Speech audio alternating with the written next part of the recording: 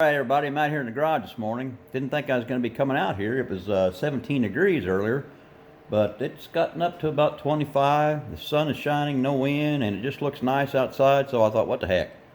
So I got her percolating out here at about 58 degrees, and I wanted to do an unboxing of this Monogram 37 Ford sedan that I had bought online. So give me a minute here to get set up, and we'll do the unboxing. Okay. This is the, like I said, this is the Monogram. This is my first Monogram kit. And I'm really liking this one. This is the 37 Ford sedan. I seen a fellow online, can't remember where it was at, can't remember the name of the site, but he did one of these in a kind of a light green looking color. Looked really sharp, and I like these old fat fender cars and trucks anyway, so I just thought I'd get me one, and it looks pretty cool. Okay. Box art shows a nice little V8 engine in there. They got theirs in a blue color.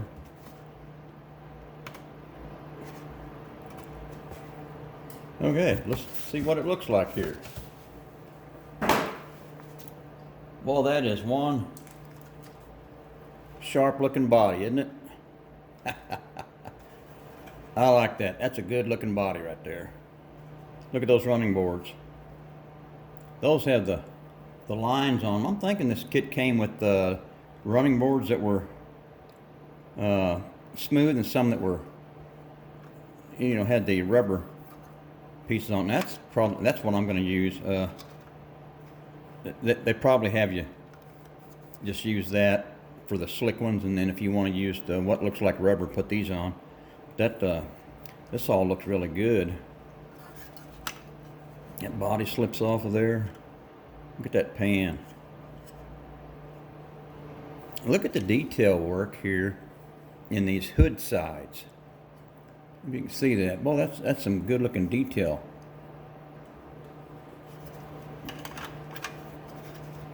That is a good looking body.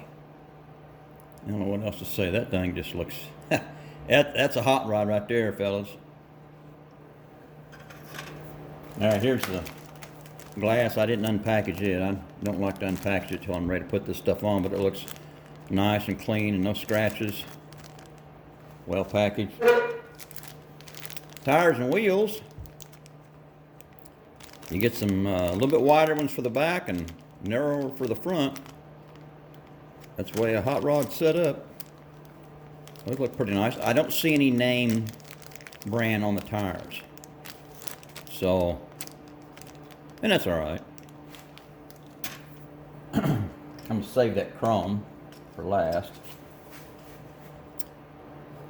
Here's some plastic. But look at the detail on that engine, or engine and transmission. That's probably a 350 or a 400 turbo. Look at the detail on there. That just blows me away. That fine detail. And the frame. Looks like the frame's got the gas tank molded in on it. Pretty cool. High back bucket seats. Yeah. Still, I don't know what color. I haven't even got that far yet. I just got this kit in and I just want to do the unboxing, so I haven't even ventured into colors yet. Here's another tree. Well, that all looks good. Just the detail in this stuff. Just look at that steering column. It just looks so nice. There's the other running boards. They're slick. I won't be using those. I want the ones that have the looks like rubber. But they do give you that option. Look at the rear end here. It looks like it's a.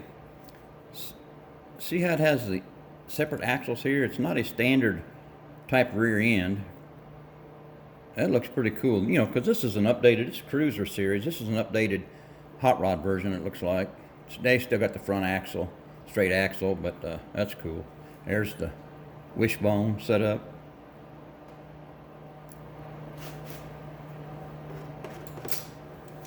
And here's the last tree of plastic. Look at the detail on the doors here. And those those are really deep, really detailed. Going to be easy to paint those. A lot of times you get these kits and a lot of the details are just so faded out from the bad mold, you just can't see them. But these are really pronounced and really stick out really nice. Really like all the, there's something I really don't care for. It has the distributor made in on the intake. I'd rather have it separate. Of course, that's nothing. You can cut that off and put on whatever you want. You know, for us fellas that are building these things, anything can be done.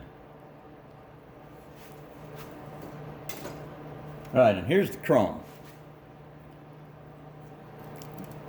Got you some of those wide wheels for the back and narrow for the front. And if you look at the pattern on these wheels, they look kind of like they're